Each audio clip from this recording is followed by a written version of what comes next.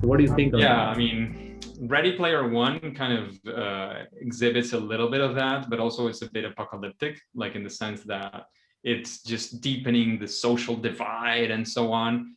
And of course, that could happen, and it could happen because of that or because of other, greedy reasons and then the balance of power and so on. But I do think that the whole idea and concept behind people being so immersed in their life that they feel it's a game and that they feel engaged by it, I do think that's something that gamification can achieve.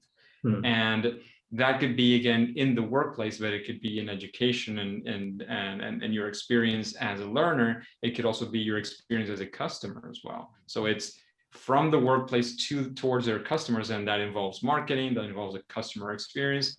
There's like so many things that can happen from that, and there's almost an infinite number of problems that you can solve using this, that I think that the limits are very, very, very far away from where we are now. And I do think there can be a lot of good from that. And there's initiatives like Games for Good, where they build games to make some social impact or some change or environmental impact or sustainability impact.